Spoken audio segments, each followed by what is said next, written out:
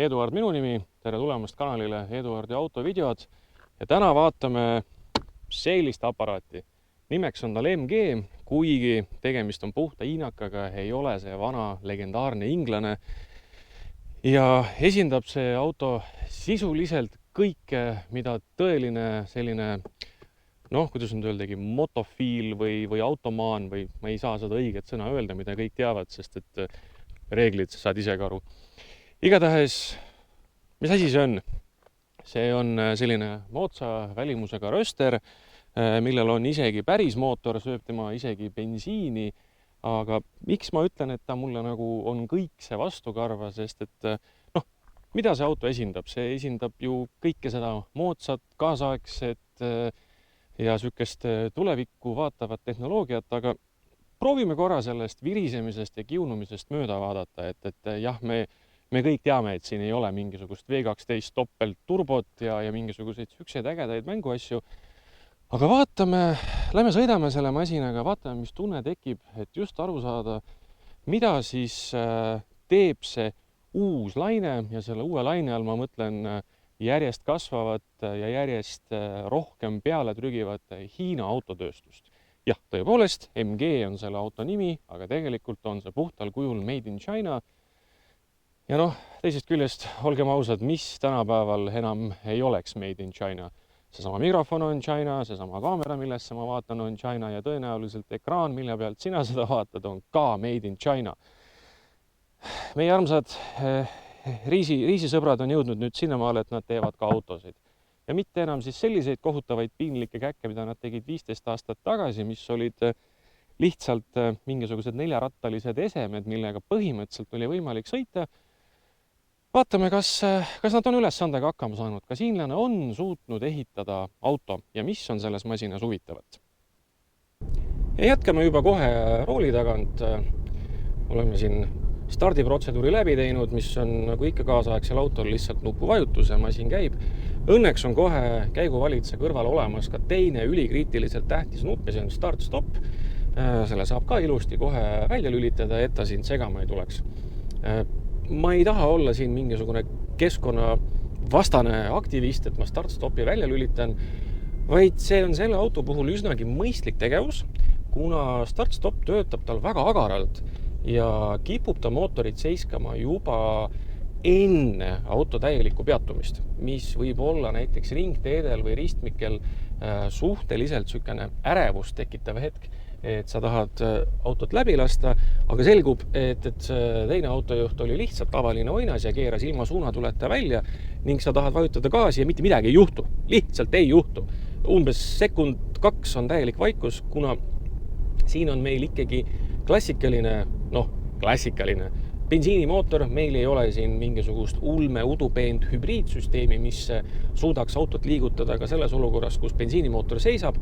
Meil on ainult bens. On ka hübriid olemas, aga see on meil puhta bensu peal. Ja seesama automaatkast, tema töötab meil roboti põhimõttel, ta ei ole klassikaline automaat nagu ütleme näiteks ZF-i 8 HP, mida me võime leida mingi Audi S8 peal või BMW X5 peal. See on hammasratastega klassikaline manuaal ja vahetuse eest hoolitseb mingisugune punt pisiksi elektroonilisi hiinlaseid. Siin on selline lahendus. On see hea, on see halb? Pigem hea, sest et kogu transmissioon ise on täiesti mehaaniline, lihtne, vana lollikindel, natukene siis moderniseeritud. Et nimekiri asjadest, mis katki läheb, on natuke lühem kui puhtal õli pealt töötaval automaadil. Nii palju start-stopist. Salong siin autos. Ma väga tahaks viriseda.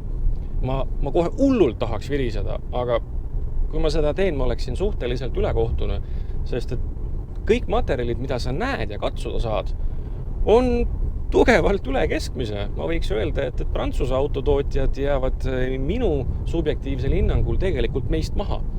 Sama on ka näiteks mürataseme kohta.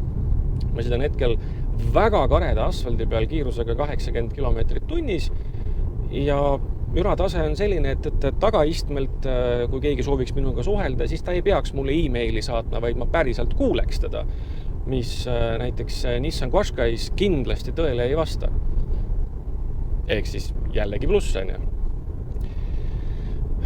Multimeediasüsteem, ülilihtne, ülituttav, ülifunktsionaalne, kõik mirror-lingid, telefoni laadimised, GPS-id, no nii kui ikka uues autos. Ja see on uus, see on meil ainult 24 000 sõitnud ja see on 2 aastat vana rendiauto. Sest mul ei ole praegu head ligipääsu uutele autodele ja siis on rendikas. Loomulikult ka minu ees olev näidikute kompleks on tegelikult ekraan, mis võiks natuke kiiremini ennast liigutada, aga tegelikult on täiesti toimiv ja kuna see on ikkagi ekraan, siis on mul võimalus kuvada siia väga erinevat infot, ma saan näha oma kütuseinfot, kaarti vaadata, ilmselt kui mingisuguse koodi sisse toksin, saan detektorist ka mängida. See kõik on nagu pluss ja kõik kuidagi nagu täitsa töötab ja on jäetud siiski alles autosse ka üsna mõistlik kogus nuppe. Mul on siin selle suure ilusa infoekraani all selline 6-7 nupukest, mis on füüsilised nupud ja need on siis otseteed põhimenüüdesse. Näiteks kliimamenüüsse, raadiomenüüsse saan nagu siis nupuga kiirelt sisse. Eks see on nagu sisse kasutatavuse pool ruumi. 5 vabalt, kohvrid mahuvad ka. Kohver koos koeraga ei mahu, et nüüd tuleb valikuid teha. Et see kõik on nagu okei. Aga nüüd elevandist ruumis. 1,5 liitrit turbobensiinimootor võimsusega 120 kilovatti, väändemomendiga 250 newtonit. Väändenumber on isegi üsna aktsepteeritav, sest auto kaalub ainult 1500 kilo. Et seega see vääne saab selle autoga hakkama. Kilovati number väike. Ja see ma ei ütle sellepärast väike, et kõik peab olema üle 200 ja 300 pealt alles hakkavad mootorid. Ei, mitte sellepärast. Vaid mootori karakter ja ikkagi tema füüsiline töömaht on natuke väiksed sellele autole, mis teeb selle reaktsiooni üsna süükseks kummiseks. Sellest annab infot ka tema 0-100 aeg, mis on erinevatel andmetel 9,6, 9,8 sekundit, ehk siis reaalses maailmas ütleme jämedalt 10. See on pigem seal aeglasemal poolel ja selleks, et see 10 saavutada, tuleb see gaasipedaal armutu jõuga põhja kinni virutada ja seda hädakisa, mis sealt kapoti alt kostma hakkab, ikka jupp aega kuulata, kõik 10 sekundit nähtavasti. Seda nagu ma ei kiida heaks. Teisest küljest 80% autoomanikest ei hooli sellistest asjadest, vaid nad hoolivad hinna ja ütleme siis kvaliteedi suhtest. Ja see nüüd on väga veider olukord. Mulle tegelikult seda klassi autot ausalt öeldes ei meeldi. Nad on see kopsiku kuju, mis on siis see moodne, see crossover, linnamaastur, arusaamatu klass, ei ole see kompakt, ei ole see sedaan, ei ole see universaal, ei ole see maastur, segu millestki kõigest. Aga see on minu arvamus, see on lihtsalt minu virin. Praktikaga näitab, et see klass on ülipopp ja neid ostetakse ja järjest rohkemad autotootjad ka omalt poolt pakuvad selliseid keresid järjest rohkem. Tänaseks on isegi olemas Euroopas autotootjad, kes on sedaanide tootmise lõpetanud just selliste kopsikute kasuks. Et see räägib nii mõndagi. Aga kõige suurem šokk minu jaoks selle autoga oli see, kui ma nägin selle auto hinnasilti. Täisvarustuses kõik juhiabid, elektriistmed, mälud, möllud, kiiles, sentrid, kõik nagu kaasaegsel autol võiks olla 27 000. 27 000, ma ütlen seda uuesti, sest ma pidin ka 2 korda seda ise üle vaatama. Jah, päriselt. Ja see on see koht, kus Hiina autotööstus reaalselt lööb eurooplasel jalad alt. Sest et väga raske on vastata nagu küsimusele, istudes selle auto rooli taga, et miks ma peaksin sama suure või ütleme võrreldava auto eest maksma näiteks 50 või 60 000. Ja kui sa maksaks 60 000 selle eest siis sa saaksid loomulikult väga tummise mootori, välkkiire käigukasti ja ka 4-veo, mida sellel masinal ei ole. Tema on meil orbik, ainult esiratastega kratsib ennast edasi. Aga jällegi, oled sa kunagi näinud, et mõni selline parketimaastur nagu päris maastikule läheb ja tegelikult kõige olulisem asi, kui sa käidki aastas korra kusagil Antsla taga metsas Vanaemaal külas, sul on vaja clearance'it rohkem kui seda 4-vedu. Loomulikult nelik on tegija, aga olgem ausad, ega selle klassi autodel niikuinii õigeid nelikuid ei ole. No, võib-olla Porsche Macan, Audi Q5, mis on päris neliku peal, aga üldiselt need on kõik ju abiveolised. Sa kuulsid ilmselt ühte piuksu praegu, mulle siin üks juhi assistentidest andis teada, et tegelikult oleks mõistlik ikkagi nagu valgete joonte vahel sõita selle autoga. Ja samal ajal, kui see piiks käis, hakkas ka rool värisema ja kui ma oleks teda jätkuvalt eiranud, siis ta oleks selle rooli minu eest ise ära keeranud ja tõenäoliselt siis kuhugi Hiinamaale saatnud raporti, et jälle üks elu päästetud. Ja ma isegi ei tea, mis ma praegu valesti tegin. Õnneks kõiki neid saab väga lihtsalt siit menüüst välja lülitada, aga las nad siin praegu olla. Ja see ongi nagu tegelikult mõnes mõttes võtab nagu sõnatuks, et paneb lihtsalt mõtlema, kuidas on võimalik toota selline auto sellise raha eest.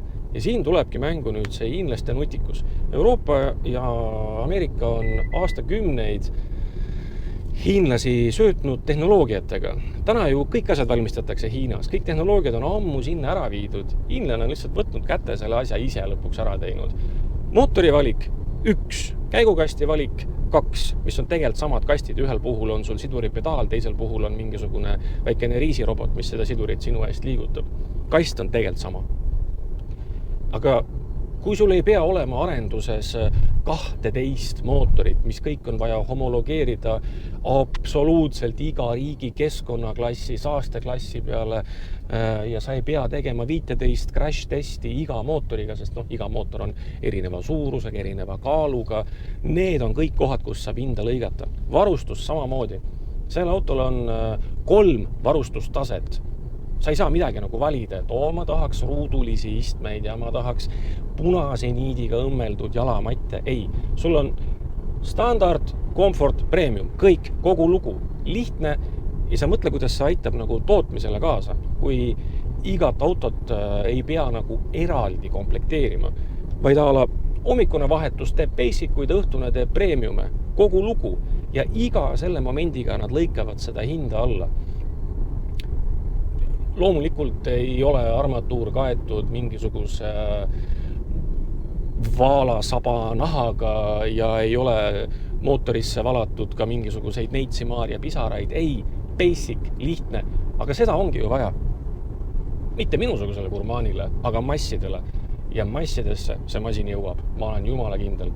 Mina olen täna selle masinaga roadtripil Hispaanias ja ütleme niimoodi, et ei ole sellist teelõiku, kus mul ei oleks mõni selle sama margi auto vastu tulnud või mõni teine kohati raskesti hääldatav hiinakas. See BYD on siin ka üli pop tegija ja neil on olemas siin isegi esindused, diilerid, ei ole mingit probleemi varu osade asjadega ja isegi garantii. Sellel samal tennisekujulisel rösteril on 7 aastat garantii. 7! Nagu 25 000, 7 aastat garantii. Osta ära, kasuta ära, viska prügikasti, võtta uus. Ja see ongi tarbimisühiskond ja sinna see asi läheb. Ma ei arvagi, et see mootor võiks kesta sellel autol mingisugune 400 000 kilomeetrit või rohkemgi. Aga olgem nüüd ausad, kas tänasel sakslasel väike mootor kestab 400 000 kilomeetrit? Ei. Tean omast praktikast, ei kesta. Ja siin me oleme. Nii, kokkuvõtteks.